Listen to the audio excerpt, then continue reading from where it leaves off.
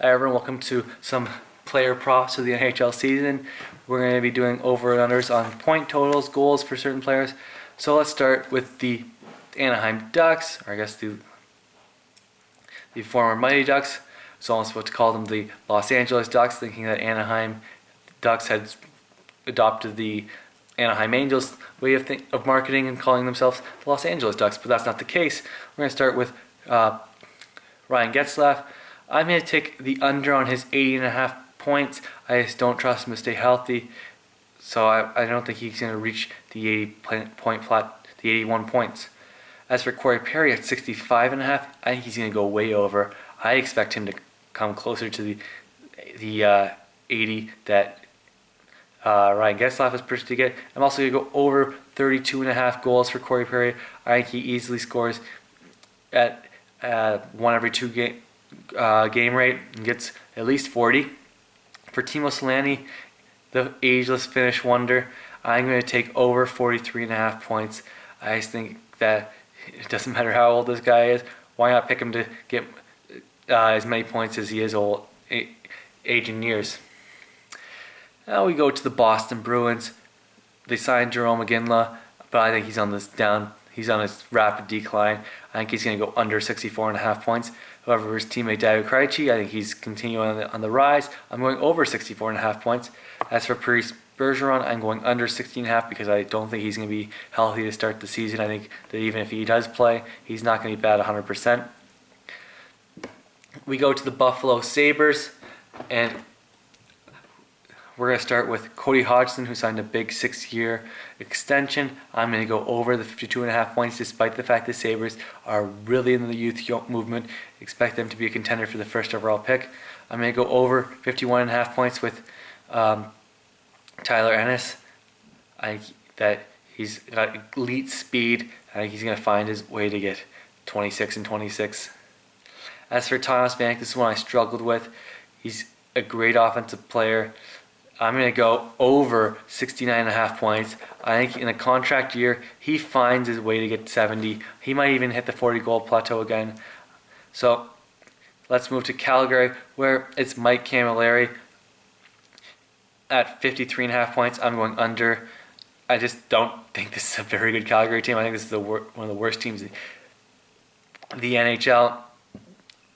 What could hurt this bet is that if he gets traded, he's instantly going to be on a better team and get better players to play with, because right now he's got absolutely nothing. Go to Corey Glencross, not an offensive threat. Even at 44.5 points, I'm going under. Yuri Hudler, I'm going under 48.5.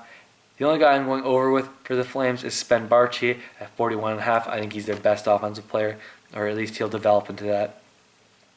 We look now to Carolina. Eric Stahl, I'm going under 82.5 points. I just don't think he's a point-a-game player anymore. Alexander Salmon, I'm going under 69.5 points. I think he's going to find himself in the doghouse soon. After he signed that big money contract, his production immediately fell. So I just don't think he's going to be able to do it. I don't think he's going to stay healthy the entire 82-game season. For Jared Stahl, Jordan Stahl, excuse me. I'm thinking of the fourth brother. He's going to go under 55.5 points. This has never been an offensive threat. He's more of a two-way center. Let's go to the defending champion Blackhawks. Patrick Kane, I'm going way over 81.5 points. I think the only way he goes under is if he gets hurt. And even if he missed 10 games, I think he'd go over 81.5 points. For Jonathan Toews, I'm going over 74.5. But I'm going under 33.5 goals. I just don't think he's a natural goal scorer. I think they have other guys who score, whereas Toews is more the facilitator. As for Patrick Sharp, I'm going over 60.5 points. I think that's a really low number. I think he should be about 5 points higher. Moving to Colorado, where we have Matt Duchene at 70.5 points, and I am going under. I just think that they are deep down the middle with Stastny, McKinnon, and Ryan O'Reilly, who could move to the wing, but I just don't think that they've got a lot of talent elsewhere. So I'm going under. For Gabriel Landeskog, the captain of the Avs, I'm going over 55.5 points. I think he probably hits the 30-goal plateau this year, so I think he can find a way to get 26 assists somewhere in there. Parento, I'm going under 65.5. This guy really came out of nowhere a few seasons ago. I don't expect him to repeat, so I'm going under 65.5. Move to the Columbus Blue Jackets, Marian Gaborik. I am going over 59.5 points. I just think that he'll find 30 goals and 30 assists somehow. That's what he does. The base concern is, can he stay healthy? He'd done a pretty reasonable job of it in New York, but he wasn't good at doing that in Minnesota. As for R.J. Umberger, I think he's on the rapid decline. I think he'll be out of the league soon. He's not the player he was 5 years ago. So I'm going under 37.5 points. For Brandon Dubinsky, I think this is a big body, but I don't think he can reach 48 points, so I'm going under the 47.5 number. Move to Dallas, Tyler Seguin. I'm going way over 67.5 points. I just think he is in FMU mode. He wants to prove the Boston Bruins that they made a horrible trade that they will be regretting for years to come. So over 67.5 points. For Ray Whitney, age 42, I am going under 54.5 points. I'm not betting on that many 40-year-old hockey players. Jamie Benn, I am going over 67.5 points. I think playing with Tyler Seguin is only going to improve his numbers. As we go down to the Detroit Red Wings, where I am going over Pavel Datsyuk 78.5, over Daniel Alfredsson 48.5, but under Henrik Zetterberg's 79.5. We go to the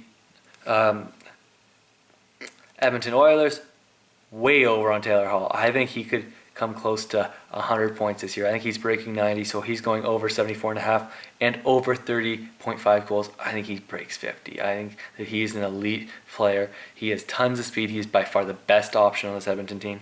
We go to Jordan Eberle. He's not a good skater. I just don't see how he can break 67.5 points. I'm going under Sam Gagner. I'm going under. He broke a jaw, could miss 2 months, under 54.5. Neil Yakupov, I'm going over 58.5 points. He's a very talented right winger. David Perron, I think he's on the downside of his career, so I'm going under 48.5.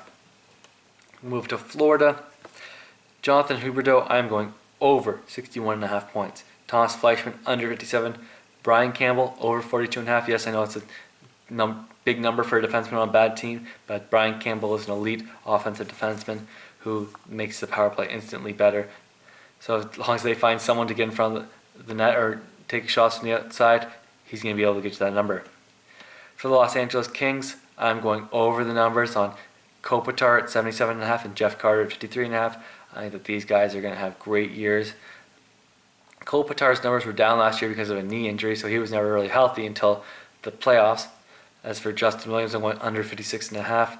I just think he's on the decline. He's in his 30s now. He's going downhill. Minnesota, Koivu, I'm going over 63.5. This is a guy who's great on faceoff, so I think that can only help in the offensive zone. Zach Parise, I think full season in Minnesota now.